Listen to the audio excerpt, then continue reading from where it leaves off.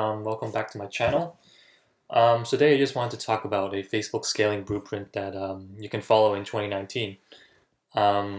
These are some strategies that you could use for scaling your campaigns and scaling your ad sets. And yeah, hope you enjoy it. So before we dive in, I just wanted to mention that there are some prerequisites for this to work. First of it is you have to have found a winning product or a product that has demand already. You have a basic understanding of Facebook ads, how it works, the mechanics and the metrics for it.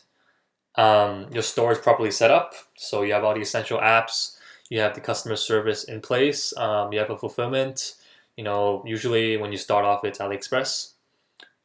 You have sufficient cash flow. That means you have enough money that's going to generate you, revenue and the cost you have to pay for the Facebook ads itself. And yeah, this is something that I've been working on, and I am working on right now. Trying to master it myself, but the system in theory should work, so it's definitely something that you can follow as well. Another prerequisite is your product that you have that you're testing, it has to have a $15 to $20 at least for the product margin.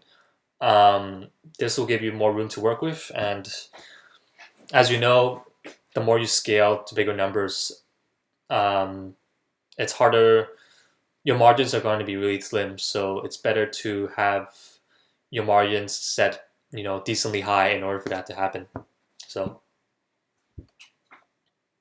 all right, so scaling. Our goal for scaling here is to maximize revenue and minimize ad spend. And what we can do is a solution is horizontal scaling, which means adding more ad sets, reaching more people, reaching more audiences, as opposed to increasing the budget of existing ad sets. And there are a few ways of doing this, namely new interests, lookalike audiences, LLAs, and CBO, which is campaign budget optimization. The fourth one is, vertical scaling, but then it's something that we can talk about later, but it's not really our main source, our main form of scaling for this video. So the first way of horizontal scaling is cold interests. So what I mean is testing new interests, testing new angles for that product that you have. So let's say if you have a kitchen tool or product, you would,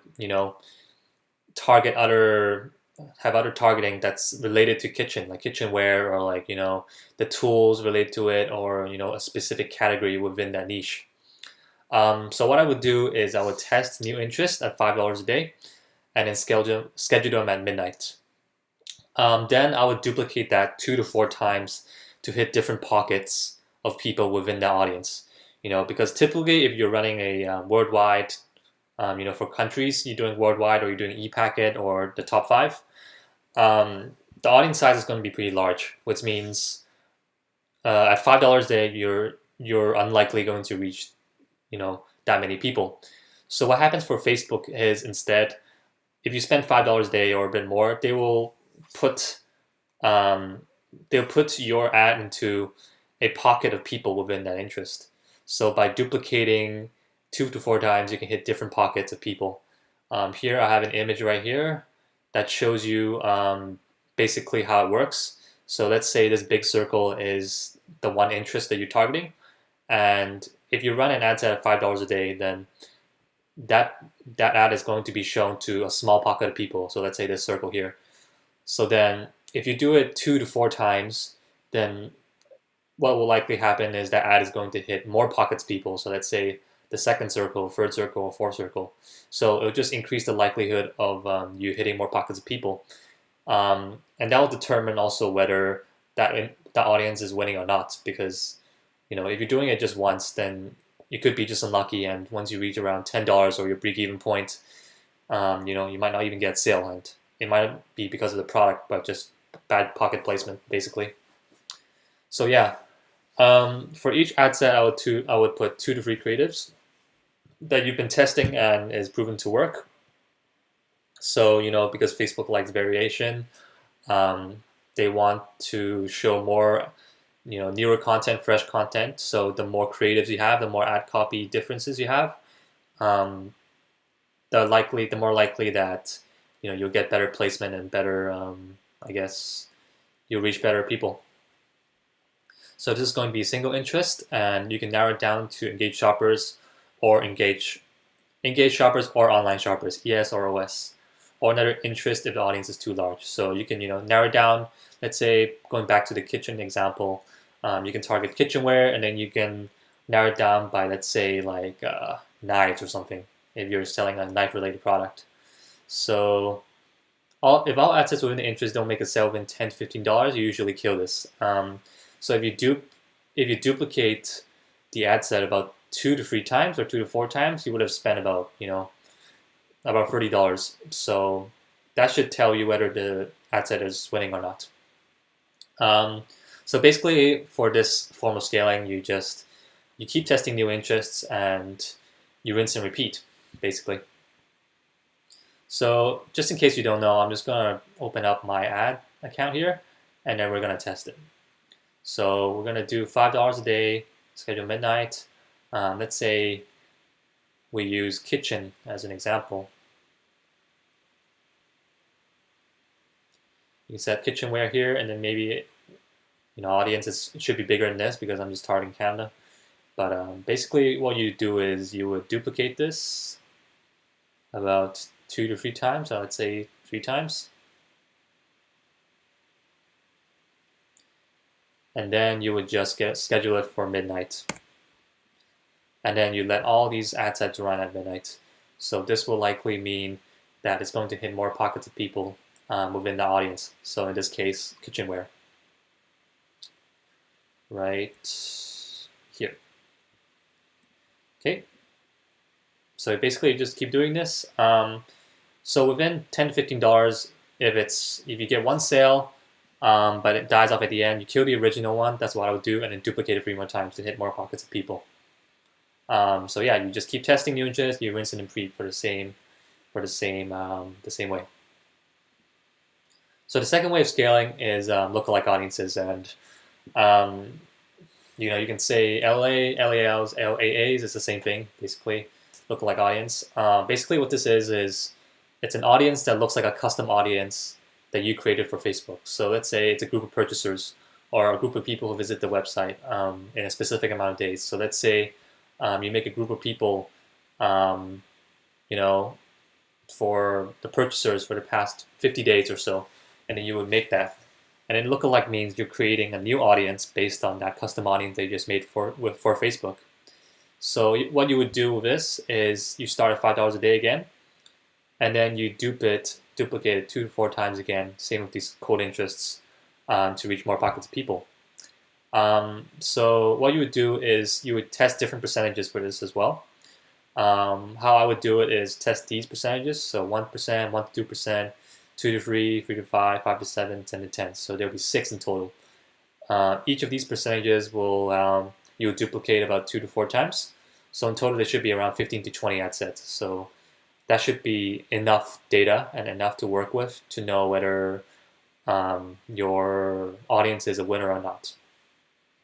So this is debatable, but some say that lookalike audiences aren't really dynamic. So once in a while, it would be better to let's say every few months or so, it'd be best to create a new custom audience and a new lookalike audience based on that, just so you can refresh and get new data for Facebook to work with.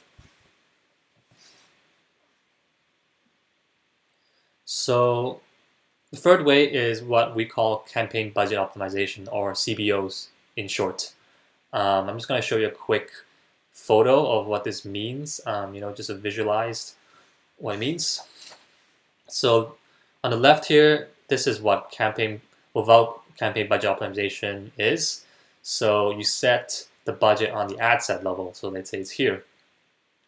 And let's say it says $10 each. Facebook doesn't know where to allocate its budget because you set it for them already. So it's just going to do its best for that particular ad set. But if you do CBO with CBO right here, you're going to set the budget on the campaign level, and then it's going to help you decide where the ad sets or where the budget is going to be allocated based on the performance of each ad set. So let's say here in this example, the middle one is going to perform the best, which means is performing best based on their knowledge and their data. So they're going to be spending more of your money on that one. So it just makes everything more efficient. So basically, you should do this when ad sets are bringing in consistent sales for your horizontal scaling. So based on what we mentioned before, if your LLAs and your code interests are working well, they're bringing consistent sales, let's say at least 1K a day, then you should put 5 to 7 of your winning ad sets inside any of those campaigns into a CBO. And then I would set the budget to around $50 to $100 to begin with. One thing to note for CBOs is they may take a few days to stabilize. So your ROAS or your return on ad spend might drop a bit for the first couple of days. So this shouldn't be anything abnormal. It should be pretty usual. So this applies to both code interests and LAs. So once you find winning audiences for both the code interests and the lookalike audiences, then you would put those 5 to 7 into a CBO. And basically, this is how you would increase your ad spend as well, while trying to be, the most efficient as well. Then we're going to talk about scaling the CBO.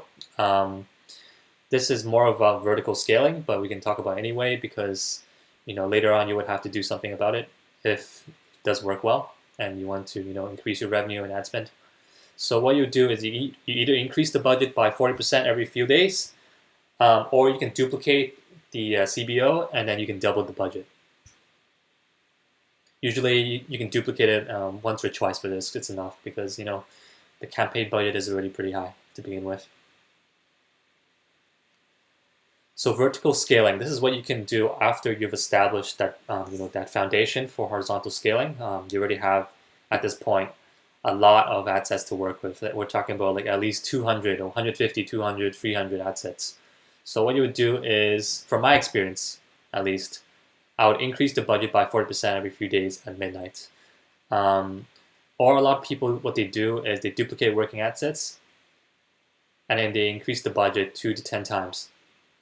But of course, this can kill your ROAS. But it depends on your account and it depends on your product and your risk tolerance.